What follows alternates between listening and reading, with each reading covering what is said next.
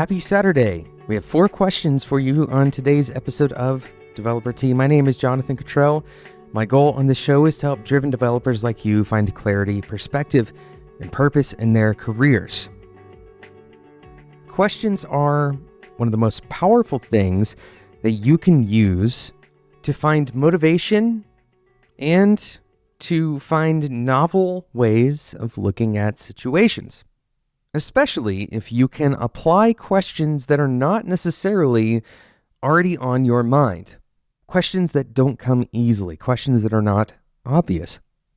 If you can find questions that you can apply to a given scenario, to your life or to your the project that you're working on, those questions can help illuminate different angles on the subject that you're discussing, on the subject that you're dealing with.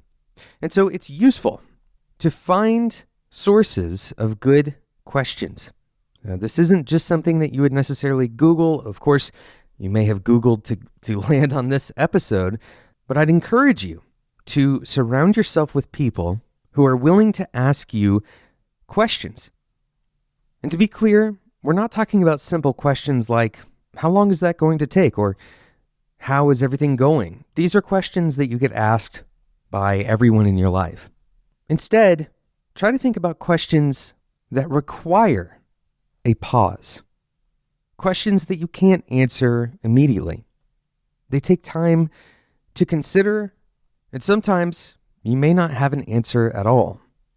Sometimes these are the best kinds of questions to ask yourself because the question will linger in your mind.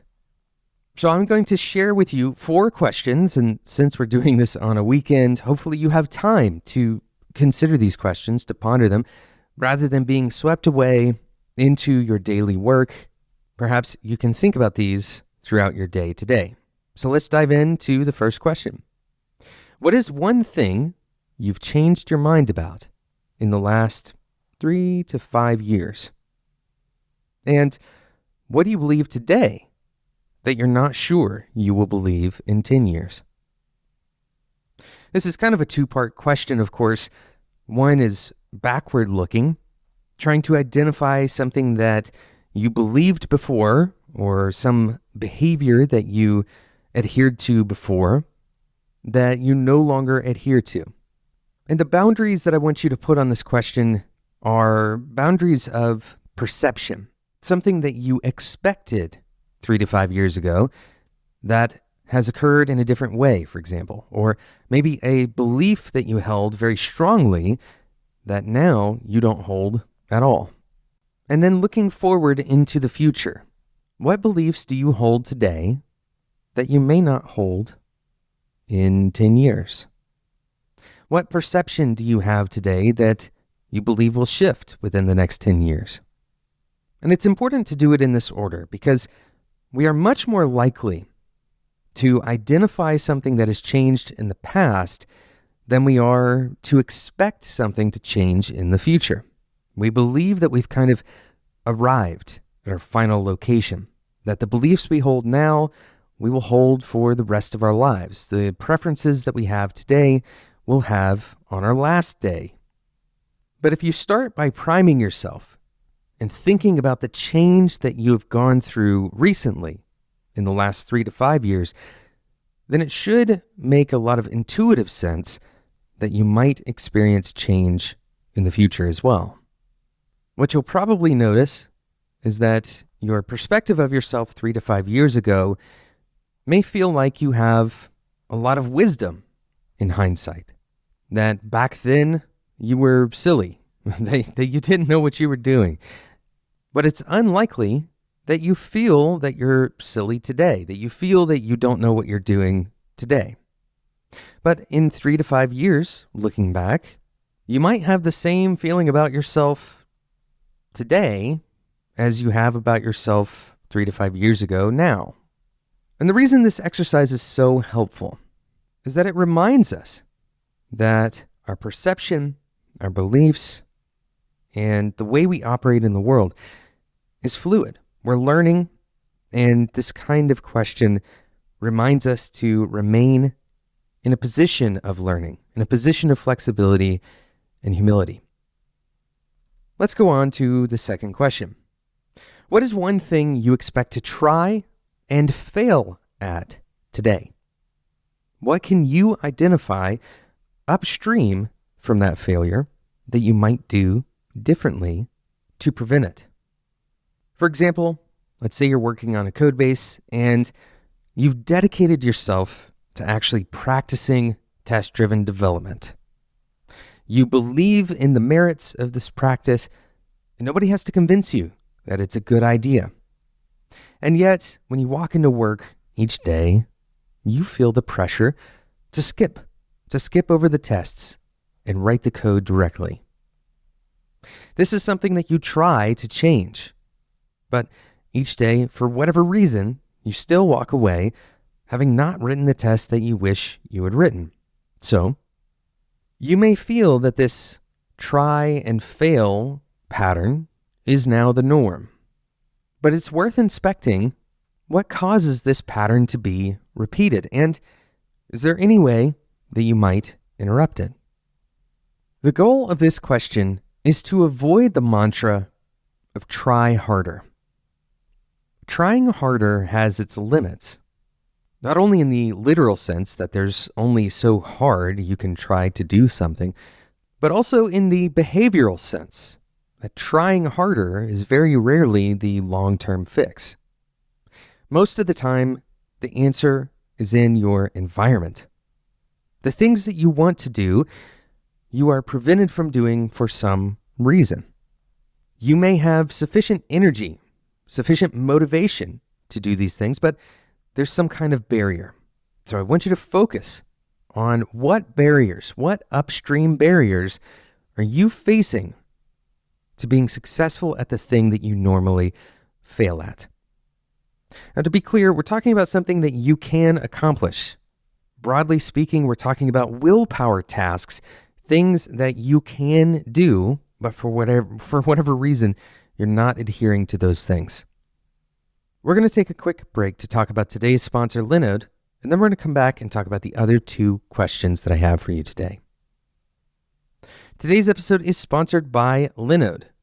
It's the weekend, and you might have a weekend project that you're working on, and you haven't decided how you're going to deploy it yet. Whether you're working on that personal project, or maybe on Monday you're going to be managing your enterprise's infrastructure, Linode has the pricing, the support, and the scale that you need to take your project to the next level. They have 11 data centers worldwide, meaning latency is going to be basically in the floor, including the newest data center in Sydney, Australia, with enterprise-grade hardware, S3-compatible storage option, and their next-generation network. Linode delivers the performance you expect at a price that you don't. For example, their Linode plan starts as low as $5 a month. With that, you get root access to a Linux machine in the cloud. And that machine has native SSD storage, and it's on a 40 gigabit internal network with industry-leading processors. Beyond this incredible hardware that you get access to, you also get access to the tools that Linode provides. For example, their revamped cloud manager built on an open source single page app. Go to cloud.linode.com to check that out. You'll also get access to Linode's API that is at version 4 and a Python CLI. So anything you can imagine doing to automate your server management processes, you can do with these API tools. They have dedicated CPU plans. They have GPU plans as well, block storage, object storage. You can do one-click installs for things like WordPress, a LAMP stack, game servers. Go and check it out. Head over to linode.com/developer-T and use the promo code DeveloperT2020. That's all one word, DeveloperT2020 at checkout. That's going to give you $20 worth of credit if you are a new customer. Go and check it out, linode.com/developer-T. Thanks again to Linode for sponsoring today's episode. I have two more questions for you in today's episode, and hopefully you've enjoyed this kind of taking a step back away from your software development work, thinking about these ways of thinking. Of course, all of this applies to your job on a day-to-day basis. You can think about the habits that you are forming and the kinds of things that the beliefs that you held about software 3 to 5 years ago, the kinds of beliefs that you hold now that you might not hold in a decade from now.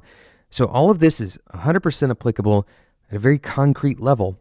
But the wonderful thing about these questions and these kinds of questions is that you can apply them as lenses on almost any area of your life. And hopefully over the weekend, as you listen to this episode, you're able to do that. So let's jump into question number 3. What moment can you not afford to miss out on today? What moment can you not afford to miss out on today? I've chosen these words very specifically. Recently on this podcast, we talked about your time being an account with an unknown balance, and that every day you are spending at a constant rate. You're spending that time, and you don't know when that balance is going to run out. And so it makes sense to ask this question of what moment can you not afford to miss out on? There is going to be a moment today, even if you make that moment happen yourself. And that's a critical point. There can be a moment today that is too important for you to miss out on. And what are you going to do about this? If you can identify a moment that you don't want to miss out on, how can you make sure that you are fully present for that moment? We'll ask kind of a bonus question here. This is called 3.5. Question number 3.5. What is most likely to cause you to miss out on that moment?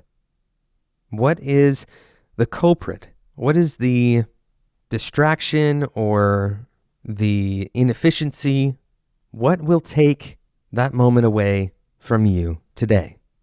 In your daily work, this moment might be interacting with a coworker, or it might be a moment of intense focus.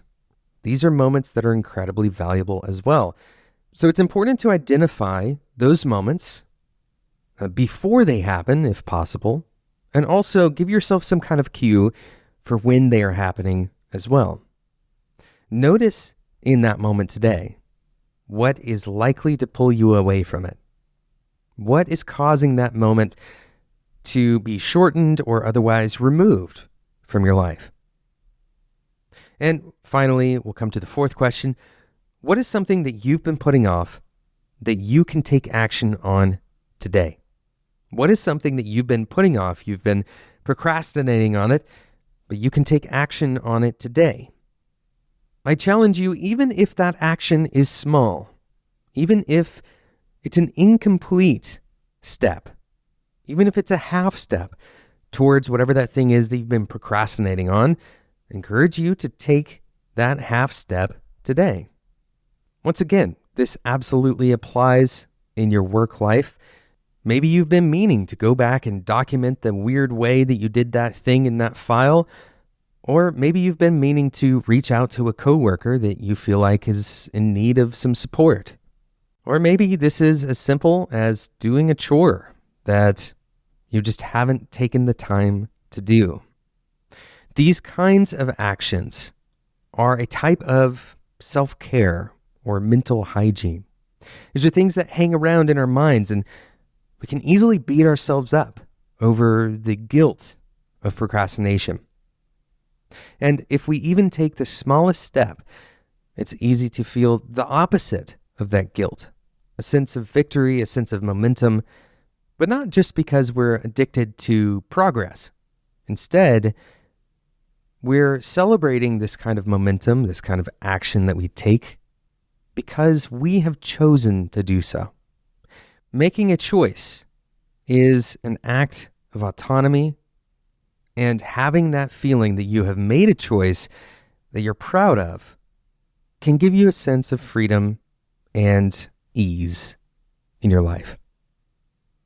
Thank you so much for listening to today's episode. Thank you again to Linode for sponsoring today's episode. Head over to linode.com/developerT to get started today, and you can get a $20 credit by using the code DeveloperT2020. That's all one word, DeveloperT2020 at checkout.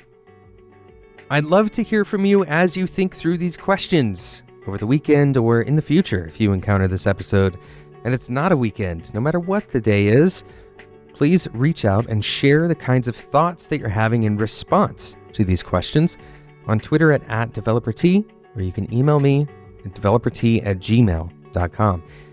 Today's episode was produced by Sarah Jackson. My name is Jonathan Cottrell, and until next time, enjoy your tea.